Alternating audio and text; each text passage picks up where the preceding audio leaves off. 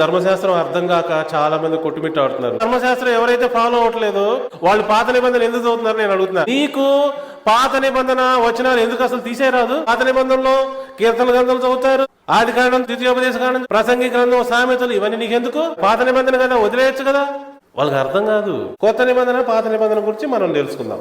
పాత నిబంధన కొత్త నిబంధన అంటే అర్థం జాగ్రత్త వినండి. పాత నిబంధన ఎందుకు పాత ఏంటంటే నువ్వు దాన్ని ఫాలో అవ్వలేకపోయావు కాబట్టి ప్రభువారు దాన్ని నూతనమైనదిగా చేశాడు. దాన్నే చేశాడు, కొత్తదేం ఇవ్వలేదు. దాన్నే కొత్తదానిగా మలిచి నీకు ఇచ్చాడు, అంతే. అది హెబ్రీయులకు రాసిన పత్రిక 8వ అధ్యాయము 8 నుంచి ప్రభు ఇట్లా నేను, ఇదిగో ఒక కాలము వచ్చుచున్నది, అప్పటిలో ఇశ్రాయేలు ఇంటి వారితోను యోధా ఇంటి వారితోను నేను కొత్త నిబంధన చేయుదును.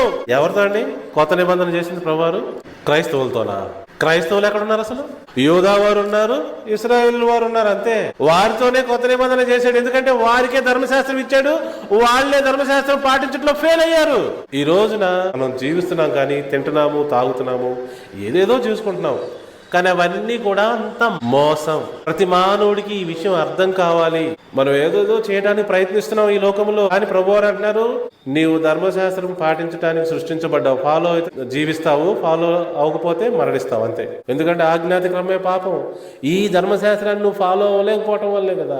ఇప్పుడు అది ఫాలో అవ్వలేకపోవడం బట్టే కదా ఇప్పుడు కొత్త నిబంధన ఇస్తున్నాడు. ఐగుప్తులో నుండి మీ పితరులను వెలుపలకు రప్పించుటకై వారిని చెయ్యి పట్టుకునే దినమున వారితో నేను చేసిన నిబంధన వంటిది కాదు, ఏలైనగా వారు నా నిబంధనలో నిలవలేదు. 10వ వచనం చూడండి.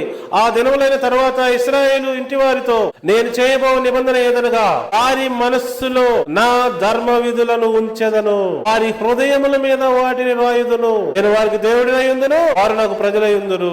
పాత నిబంధన ఆజ్ఞలు పలకల మీద రాసిచ్చాడు, రాతి పలకల మీద. క్రొత్త నిబంధనలో అవే ఆజ్ఞలు హృదయముల మీద రాస్తున్నాడు. ఇది తెలియక చాలా మంది జీవితాన్ని పాడు చేసుకుంటున్నారు. మతం యొక్క మౌఢ్యంలో పడిపోయారు.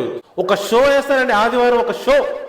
ఏ ఒక్కరూ నీతిమంతులు కాలేరు ఇట్లాంటి షోలతో. పిల్లల్ని, యవనస్తుల్ని, ముసలోళ్ళని, రకరకాల షో అన్నమాట. దేవుని ఆజ్ఞని ఫాలో అయ్యే వాళ్ళు ఏరి. దేవుని ఉగ్రత రాకుండా ఎలా ఉంటదండి వారి మీదకి?